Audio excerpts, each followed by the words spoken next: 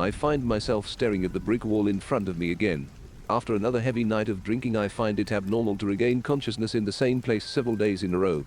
I'm outside of the abandoned hospital downtown. An eerie place to find yourself on a foggy morning. It seems no one is around, though you can hear the sounds of the city already busy. I light up a cigarette and proceed to check my phone.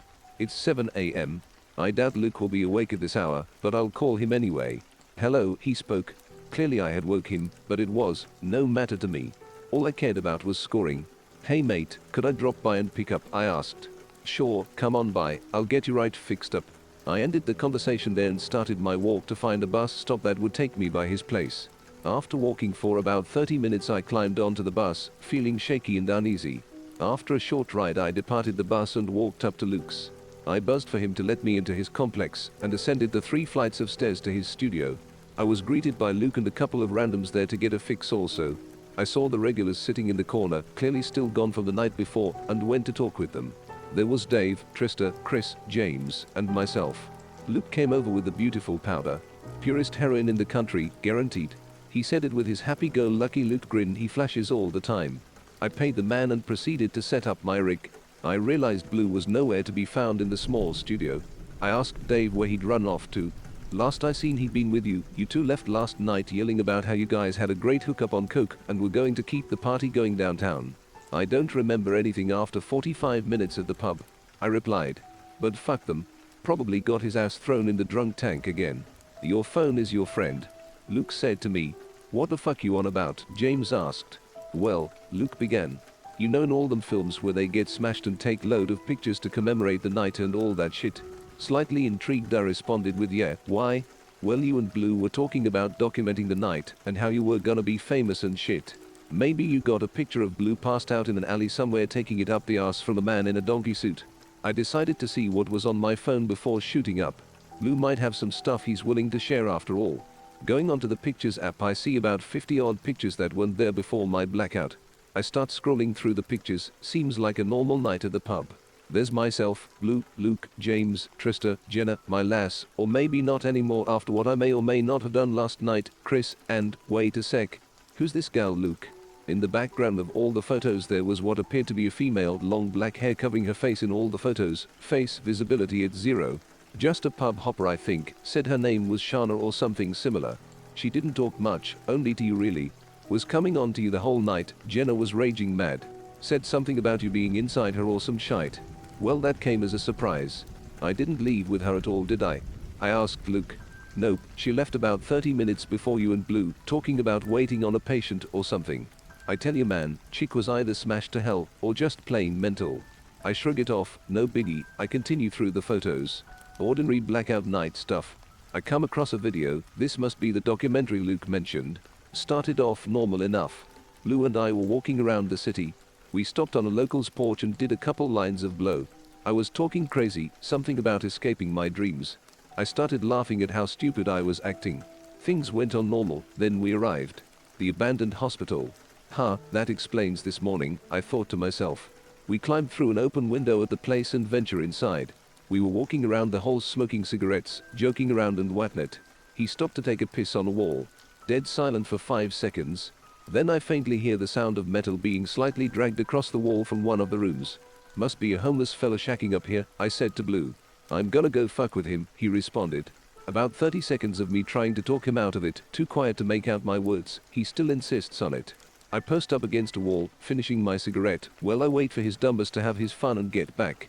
He walks into the darkness of the room and disappears from my sight. A loud thud is heard from the room, and I call out his name. Hey Blue, quit fucking around, let's go. Oi Blue. You little fuck whistling. I can make out whistling from the room. The video is becoming tough for me to watch, I feel uneasy. Everyone around me is faded and are incoherent. I'm the only one who hasn't shot up yet. Kudos to me, I guess. I continue watching. The whistling gets clearer now. Approaching me slowly. Then they speak, it's a female's voice. Oh sweetie, are you the patient I've been waiting for? Caught up in the video, I failed to make the connection between what she said and what Luke had told me the girl the night before had said. It wouldn't make a difference though. I started running, the camera was shaking, and all I could make out was the tiled floor the light on my camera was hitting. I make it outside and the camera goes off. End of film. I wonder to myself why I would stay outside the hospital that night after those events took place. Must have passed out. Fuck all this, Blue was always a dick anyway, so what if he died? I grab my dope and go back to my flat. Jenna is there sitting lovely. I tell her I love her and then go and risk my life by shooting up in our bedroom. Classy, right? I come to around 9 p.m. Jenna lying beside me. I don't want to bother her with this.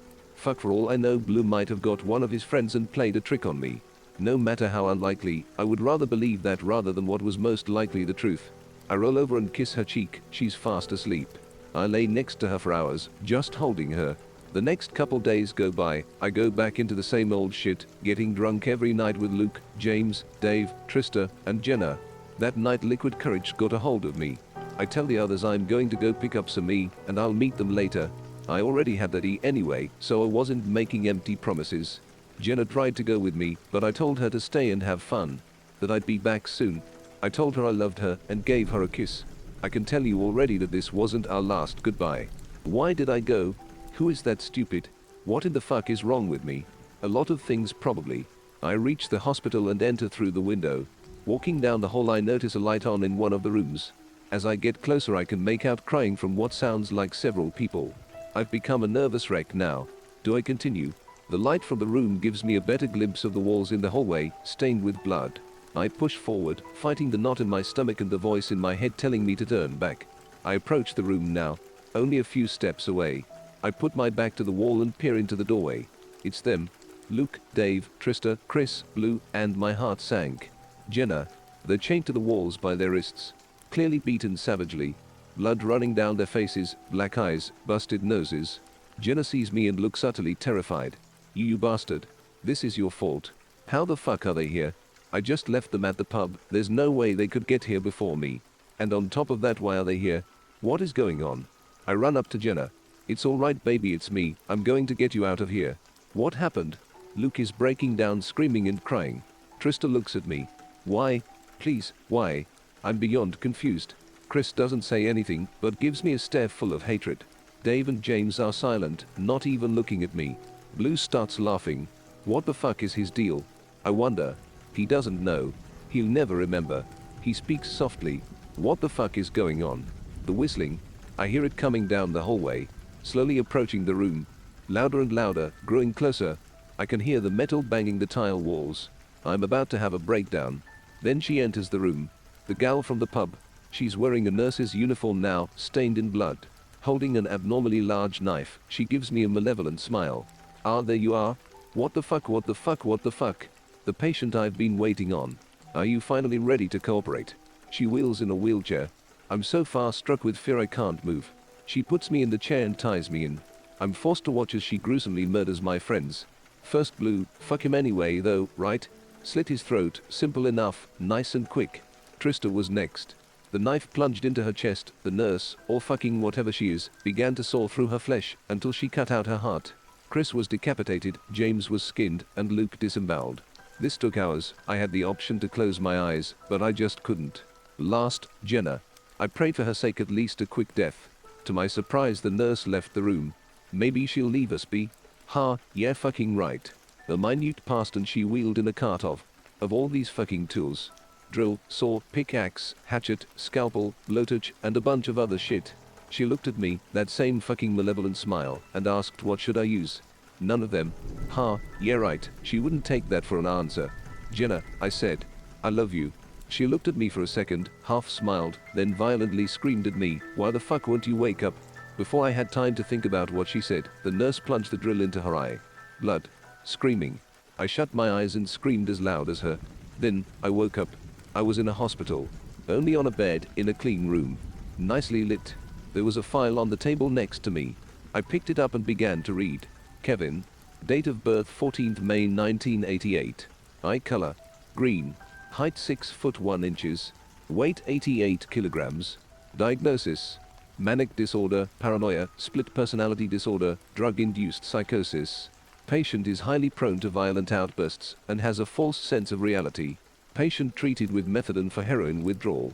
He was brought in by police after they found him sitting outside an abandoned building. He was cradling the severed head of one Jenna. After apprehending him, police searched the building, finding the extremely mutilated corpses of 2 other females and 2 males, all strapped to chairs.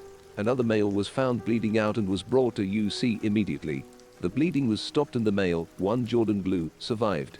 He reported that his attacker was Kevin and that he had brought them all to this building with promises of a party, where Kevin provided drugs and alcohol, and when they became incoherent, strapped them to chairs.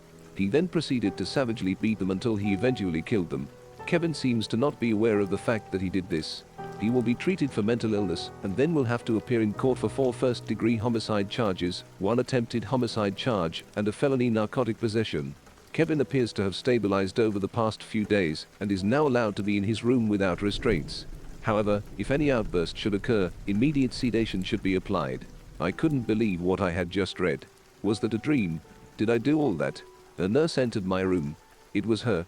I felt extremely hostile towards her immediately. She fucking killed Jenna. She had some pills on a tray and she was walking over towards me. "Oh sweetie, how are you?" I couldn't help it. I fucking hit her. I began to relentlessly smash my fist into her face until blood ran from her nose, and I could feel it crack on my first. Teeth shattered into her throat. Doctors ran in, pinning me down, and produced a needle. They stuck me with it and I felt it coming on. It was happening again. I fell to the floor, prepared to live my hell over and over. I find myself staring at the brick wall in front of me again. After another heavy night of drinking, I find it abnormal to regain consciousness in the same place several days in a row. I'm outside of the abandoned hospital downtown. An eerie place to find yourself on a foggy morning. It seems no one is around, though you can hear the sounds of the city already busy. I light up a cigarette and proceed to check my phone.